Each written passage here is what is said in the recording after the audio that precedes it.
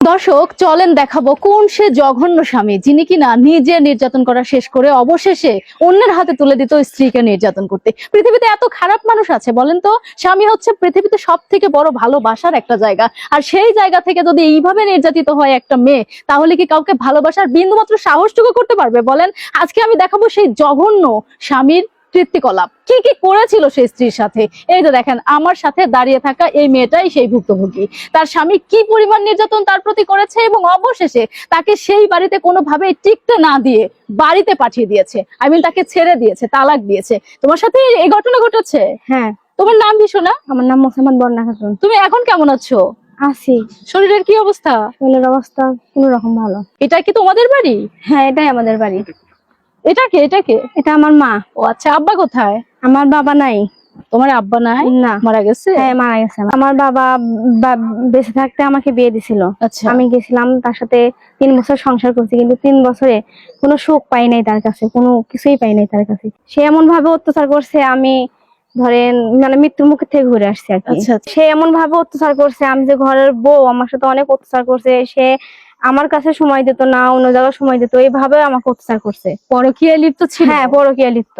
এই সবকিছু তুমি মুখ বুঝে সহ্য করে নিলে? হ্যাঁ, আমি একমাত্র আমার মায়ের মুখের দিক তাকাই। আহা, এই যে দেখেন গর্ভধারিণী মা বসে আছে, মেয়েটা এতিম, বাবাকে হারিয়েছে, সেও এক দুঃখজনক ঘটনা।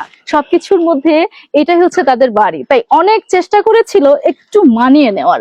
স্বামীর বাড়িতে 3টা বছর ধৈর্য ধরে তাদের মারপিট খেয়ে সহ্য করে এ পর্যন্ত ছিল মেয়েটা, কিন্তু শেষ মুহূর্তে তোমাকে আর রাখলোই না। না, ডিভোর্স দিয়ে দিছে। আচ্ছা আচ্ছা, তুমি কি তাও চেষ্টা করছিলে ওদের সাথে থাকতে? হ্যাঁ, তাও চেষ্টা করছি আমি ওদের সাথে থাকতে, যে আমাকে রাখুক, ভাত কাপড় দিক, আমি তার সাথে সংসার করতে চাই, বাচ্চা কাচ্চা হোক, সে ভালো হোক। আমি অনেক চেষ্টা করছি, কিন্তু তাকে পারি নাই।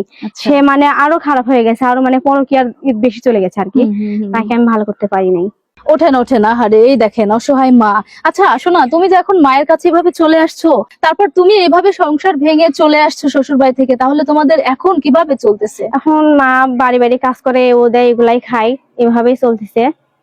ও, আর দেখেন এই যে এই ছোট্ট একটা ভাঙা ঘরে থাকি। এই ঘরে থাকো? হ্যাঁ।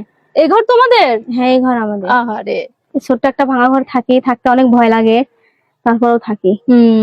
ভয় লাগারই তো কথা, দরজা নেই, বেড়া নেই, তারপর কিছুই নেই, সবকিছু মিলে অত্যন্ত কষ্ট করেই থাকছো না? হ্যাঁ, অনেক কষ্ট করে থাকছি। দর্শক ভিডিওটা বেশি বেশি শেয়ার করেন আর বন্যার সহযোগিতায় হাত বাড়ান।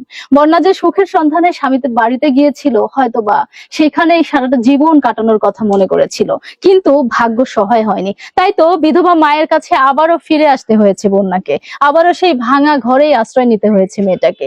ভাগ্য সত্যি কোথাও কোথাও অত্যন্ত নির্মম। স্ক্রিনে দেওয়া নম্বরে সরাসরি বন্যার সাথে যোগাযোগ করবেন এবং তার অসহায়তার কথা সরাসরি তার মুখ থেকে শুনে অন্তত তাকে এই যে একটা ঘরের ব্যবস্থা করে দেন। দেখেন কি অবস্থা, বন্যা বৃষ্টি আসলে পানি পড়ে না ঘরে? হ্যাঁ, পানি পড়ে। কি করো তখন?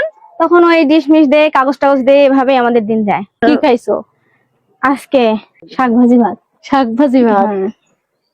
আহা, কি করুণ দৃশ্য।